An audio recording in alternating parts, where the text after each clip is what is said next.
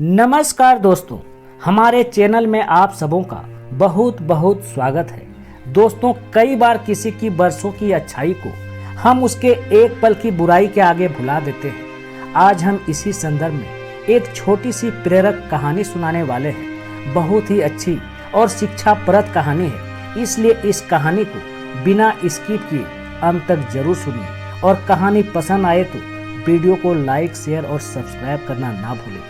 तो चलिए देर न करते हुए कहानी को शुरू करते हैं। एक राजा था, उसने 10 खूंखार जंगली कुत्ते पाल रखे थे, जिनका इस्तेमाल वह लोगों को उनके द्वारा की गई गलतियों पर मौत की सजा देने के लिए करता था। एक बार कुछ ऐसा हुआ कि राजा के एक पुराने मंत्री से कोई गलती हो गई। अतः क्रोधित होकर राजा ने उसे शिकारी कुत्तों के सम्मुख फेंकवाने का आदेश दे डाला। सजा दिए जाने से पूर्व राजा ने मंत्री से उनकी आखिरी इच्छा पूछी। तब मंत्री ने कहा, राजन, मैंने आपकी आज्ञाकारी सेवक के रूप में आपकी 10 सालों से सेवा की है। अगर आप सच में मेरी आखिरी इच्छा पूरा करना चाहते हैं तो मैं सजा पाने से पहले आपसे 10 दिनों की मोहलत चाहता हूँ। मंत्री ने राजा से निवेदन किया तो राजा ने उसकी बात मान ली।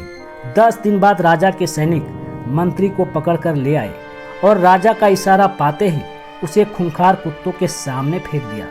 परंतु यह क्या, कुत्ते मंत्री पर टूट पड़ने की बजाय अपनी पूंछ हिला हिलाकर मंत्री के ऊपर कूदने लगे और प्यार से उसके पैर चाटने लगे। राजा आश्चर्य से यह सब देख रहा था।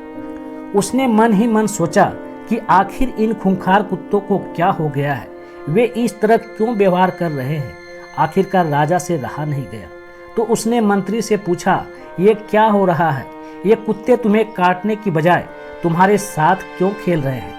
तब मंत्री ने विनम्रता पूर्वक कहा, राजन, मैंने आपसे जो 10 दिनों की मोहलत ली थी उसका एक एक क्षण मैंने इन बेजुबानों की सेवा करने में लगा दी। मैं रोज इन कुत्तों को नहलाता, खाना खिलाता व हर तरह से उनका ध्यान रखता। ये कुत्ते खूंखार और जंगली होकर भी मेरे 10 दिन की सेवा नहीं भुला पा रहे हैं। परंतु खेद है कि आप प्रजा के पालक होकर भी मेरी 10 वर्षों की स्वामी भक्ति भूल गए और मेरी एक छोटी सी गलती पर इतनी बड़ी सजा सुना दी। राजा को अपनी भूल का एहसास हो चुका था। उसने तत्काल मंत्री को आजाद करने का हुक्म दिया और आगे से ऐसी गलती ना करने की सौगंध ली। दोस्तों, कई बार इस राजा की तरह हम भी किसी की बरसों की अच्छाइयों को उसके एक पल की बुराई के आगे भुला देते हैं।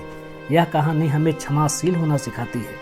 ये हमें सबक देती है कि हम किसी की 1000 अच्छाइयों को उसकी एक बुराई के सामने छोटा ना होने दें। दोस्तों, कैसी लगी ये कहानी? कमेंट करके जरूर बताइएगा। धन्यवाद।